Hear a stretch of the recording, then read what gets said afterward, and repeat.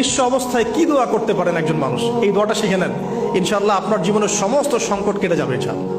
আমি নিজেও এই দোয়াটা বেশি বেশি করার চেষ্টা করি। দোয়াটা হচ্ছে, মুসা আলাইহিস সালাম একটা গাছের নিচে হেলান দিয়ে বসলেন, বসে দেখলেন দুইজন মেয়ে দাঁড়িয়ে আছে দূরে, পানি নিতে পারছে না, লোকজন পানি নিয়ে যাচ্ছে, ওরা দাঁড়িয়ে আছে বেচারি। মুসা আলাইহিস সালাম গিয়ে বললেন, কি সমস্যা আপনাদের? এটা নিয়ে আপনারা আবার মেয়েদের সাথে কথা বলার চেষ্টা করেন, ঠিক আছে?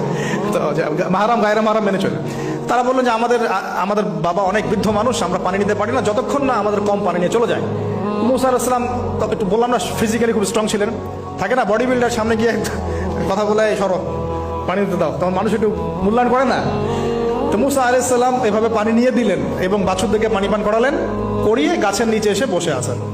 বসে বসে তিনি দোয়া করছেন, এই যে দোয়াটা তিনি দোয়া করছেন, রব্বি, একটা নেক কাজ করলেন, নেক কাজ করলেন না, মানুষের উপকার করলেন, নেক কাজ করে এসে গাছের নিচে বসে দোয়া করছেন, আল্লাহ এখানে তো আমার খাবার পানি বাসস্থান কিছুই নাই, আমি কি করব?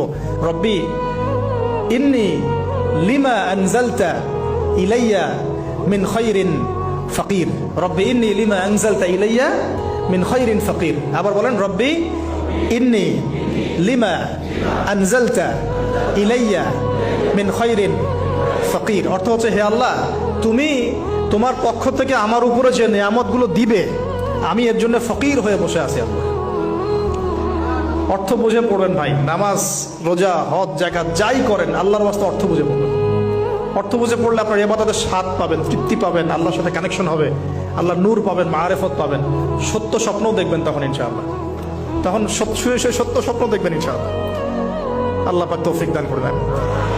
এবার আল্লাহ পাকের সাহায্য নেমে আসলো, ওই দুই মেয়ের মধ্যে একজন হেঁটে হেঁটে চলে আসছে। এবার এই মেয়ের হাঁটা সম্পর্কেও কোরআন কথা বলেছে, সুবহানাল্লাহ। এই মেয়ে কিভাবে হেঁটে এসেছে এই হাঁটার বর্ণনাও কোরআন দিয়েছে। কোরআন বলেছে এই মেয়ে হেঁটে আসছে লাজুক পায়ে। এখন আপনি এই পুরো ওয়ার্ল্ডের মেয়েদের হাঁটা দেখেন, লজ্জা আছে? তাহলে মেয়েদের সাথে লজ্জা একটা গভীর সম্পর্ক আছে।